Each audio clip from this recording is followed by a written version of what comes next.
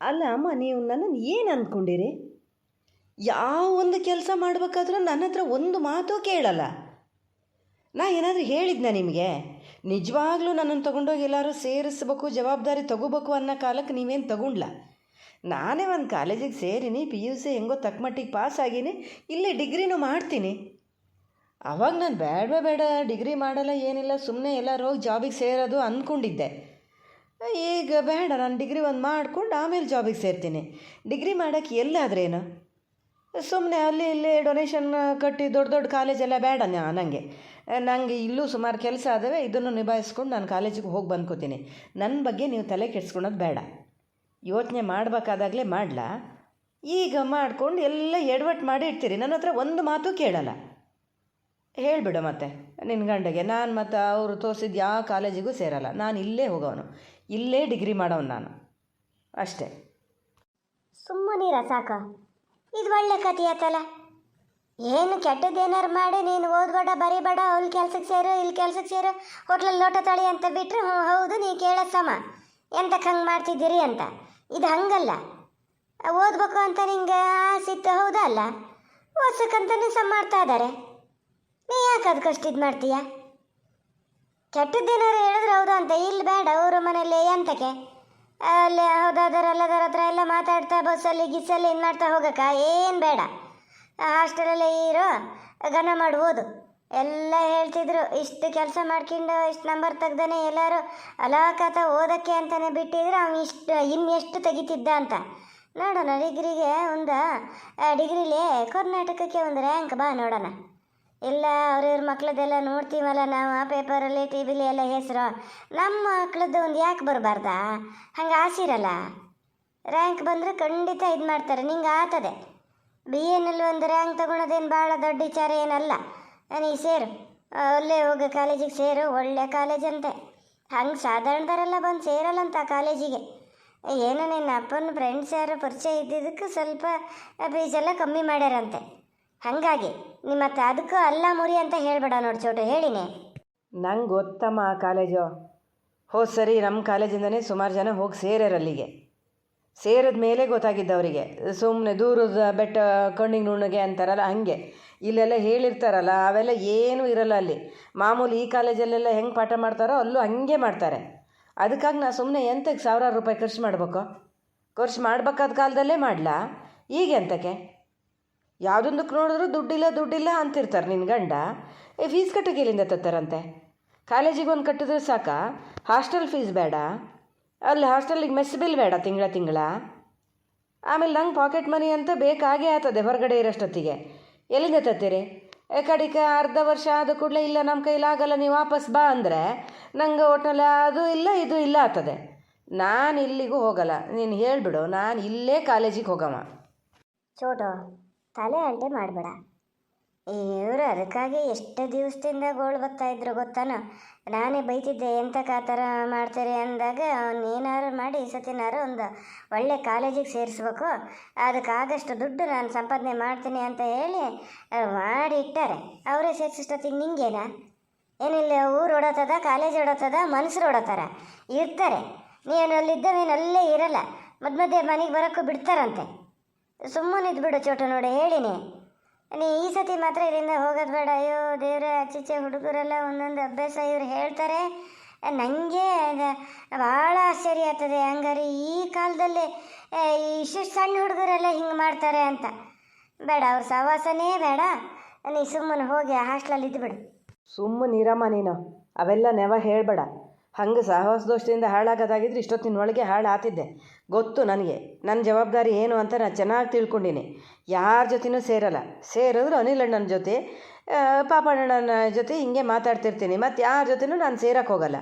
ಅವರಿಬ್ಬರು ಎಷ್ಟು ಒಳ್ಳೆಯರಂತ ಇಡೀ ಊರಿಗೆ ಗೊತ್ತು. ನಿಮಗೆ ಗಂಡ ಹೆಂಡ್ತಿಗೆ ಗೊತ್ತಿಲ್ಲೇನೋ, ಅದಕ್ಕೆ ನಾನೇನೋ ಮಾಡೋಕ್ಕಾಗಲ್ಲ. ನಾನು ಇಲ್ಲೇ ಡಿಗ್ರಿಗೆ ಹೋಗಮ್ಮ. ನೀ ಏನು ಬೇಕಾದ್ರೆ ಹೇಳೋ, ಮತ್ತು ಕಡಿಕೆ ನಾನು ಫೀಸ್ ಕಟ್ಟು ಬಂದೆ ಅಲ್ಲ ಸಾತು ಹಂಗೆ ಹಿಂಗೆ ಏನೂ ಹೇಳಂಗಿಲ್ಲ. ಏನೇ ಮಾಡಿದ್ರು ನಾನು ಮಾತ್ರ ಬೇರೆ ಕಡೆ ಕಾಲೇಜಿಗೆ ಹೋಗಲ್ಲ, ನಾನು ಇಲ್ಲೇ ಹೋಗಮ್ಮ, ಅಷ್ಟೇ ನೋಡು.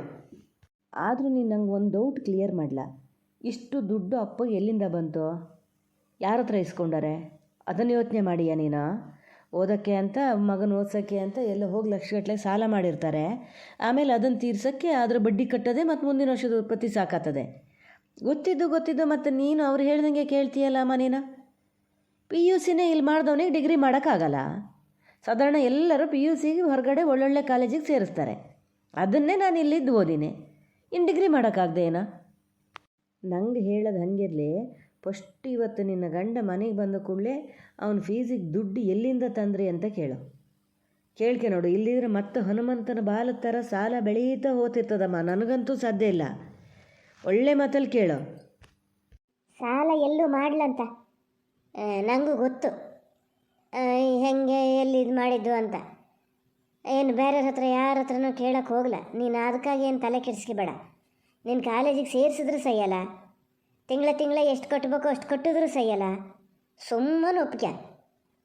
ಸೌತ್ ಕೇಂದ್ರದಲ್ಲಿ ಓದಿದ್ರೆ ಭಾಳ ಜನ ಎಲ್ಲ ಬುದ್ಧಿವಂತರು ಆತಾರೆ ಅಂತ ಹೇಳ್ತಾರೆ. ಅದೇನು ಸುಳ್ಳೇನಲ್ಲ.